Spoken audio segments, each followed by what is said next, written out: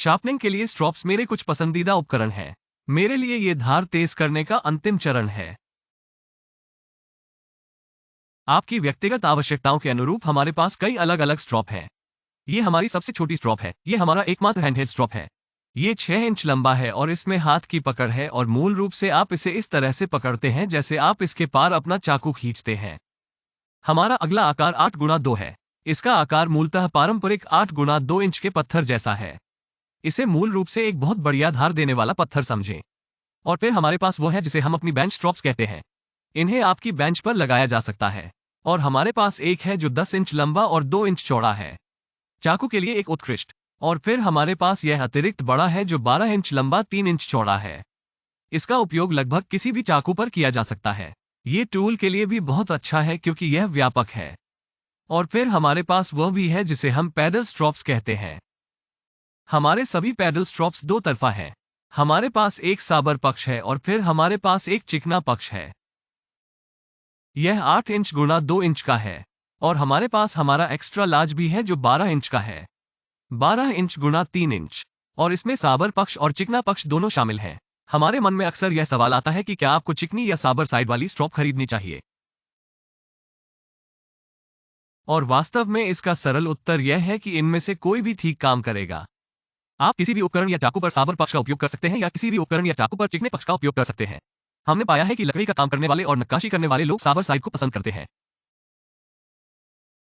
और चाकू रखने वाले लोग चिकने हिस्से को पसंद करते हैं।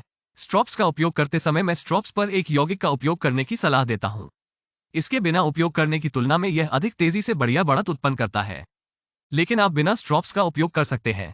यह आपकी धार को उतनी तेजी से तेज या पॉलिश नहीं करेगा। मूलतः यह बहुत आसान है। आप वस्तुतः बस इसे सतह पर आगे पीछे रगड़ते हैं। यह सुंदरता की चीज नहीं है। यह केवल आपके स्ट्रॉप पर कुछ अपघर्षक पदार्थ लाने के लिए है। जब आप ग्रेड स्कूल में थे तब क्रेयॉन का उपयोग करने से यह बहुत भिन्न नहीं है। स्ट्रॉप का उपयोग करना वास्तव में काफी सरल है। अपने यौगिक को लगाने के बाद आप जो करते हैं वह वास्तव में बस अपने चाकू को खींचना है और अपने चाकू को उसके आर पार खींचना है। और आप देखेंगे कि मैं चमड़ा नहीं काट रहा हूं। अगर मैं इसे इस तरह से करूं जैसे कि मैं एक पत्थर को धार देने के लिए करता हूं तो मैं सीधे चमड़े को काट दूंगा। तो मूलतः आप बस किनारे को खींच रहे हैं। और मैं बस एक तरह से पक्ष बदल रहा हूं।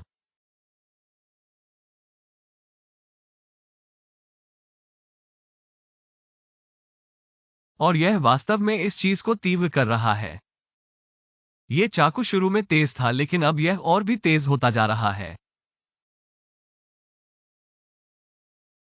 और आमतौर पर मैं प्रति पक्ष लगभग 10 पास के बारे में कहूंगा।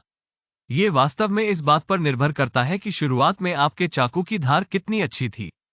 यदि आप इसे पहले से ही एक अत्यंत महीन पत्थर के पास ले गए थे तो आपको केवल 1 या 2 बार गुजरने के बाद ही महत्वपूर्ण अंतर दिखाई देगा। हमने अपनी पट्टियों के लिए चमड़े का चयन उसकी धार तेज करने के गुणों के आधार पर किया है। हमें ऐसा चमड़ा चुनना था जो बहुत सख्त न हो और बहुत नरम न हो। यदि यह बहुत कठिन है तो आपको स्ट्रॉप से वह स्पर्शनीय प्रतिक्रिया नहीं मिलती है और यह सिर्फ आपका चाकू है जो बस उस पर फिसल जाता है। यदि यह बहुत नरम है तो आप उस किनारे पर गोल हो जाते हैं। हमने ऐसा चमड़ा ढूंढने का प्रयास किया जो ऑनियन कंपाउंड को बेहतर ढंग से स्वीकार कर सके। कुछ चमड़ा इसे बिल्कुल भी अच्छी तरह से स्वीकार नहीं करते हैं।